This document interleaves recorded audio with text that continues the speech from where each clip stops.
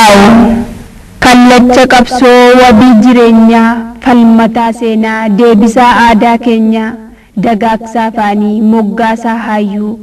eegaa dinagdee keenya lubbuu siif wareegna suma abdiin keenya. Abaa'u finciloota Oromoo sirnaan qindeessite siyaasaa fidhannoo waliin kurfeessite falammii daangaa Oromoo seenaaf haaromsite alaabaa Oromoo ol kaastee fan'istee hunda agarsiifte siif beekaa alagaa hamilee masaanuu baay'ee busheessite deggeraa kee hundaa lolaaf si'eessite daandii bilisummaa lammiif mijeessite kallachummaa Oromoo hojiin dhugeessite.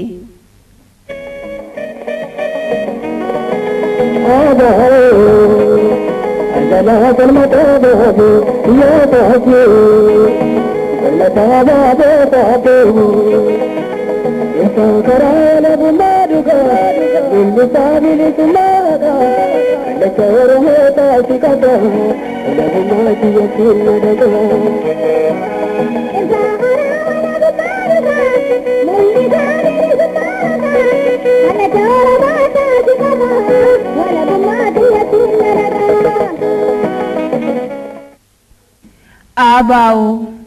beeksisaa maalummaa abdii bilisummaa jibbaa roorrisaadhaa ibsaa walabummaa tiksaa qabsoo Oromoo deebisaa tokkummaa tumsaa sagalee Oromoo kan diddaa gabrummaa diigaa kaayyoo bittaa tarkaanfii diinummaa lammii dadammaqsaa hubachiisaa eenyummaa hawwaa diimokiraasii farra olaantummaa har'as borisii abdiin Oromummaa. Abaa'u jiraachuu kee hundaa sobaan jijjiiranii addunyaa marattuu olola oofanii goobanaa haarawaa horiin gowwoomsanii si balleessuuf jecha maqaa keen ka'anii deggeraa kee hundaa afaan fajjeessanii waan hin taane hundaa sirratti tasaasanii hin milkoofne malee baay'ee carraaqanii akeeka kee bakkaan ga'uuf jecha dhiira dhalaa hin jenne lubbuu siif gumaacha hunduu siif birmata hin eegu waamicha si jalatti hiriiraa hin ta'uu garbicha kan biraa si diiguuf guuttatee garaacha hamii waliin dhaha hadheessee kaayyicha deggeraa kee hundaa afeera reebicha sanyiitu sanyii nyaate hubadhaa baricha garuu yaa Oromoo osoo waliif naane qilleensi nun seenu yoo tokkicha taane.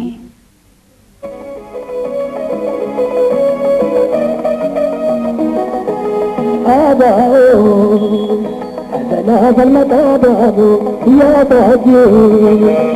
المتاباب تهبو إنسان كرال بمادها والكتاب لسمادا لسور هتا سكتا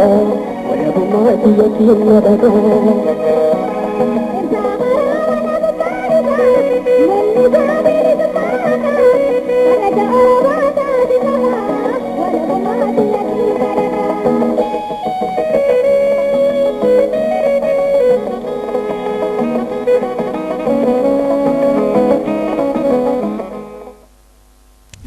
Dhugaan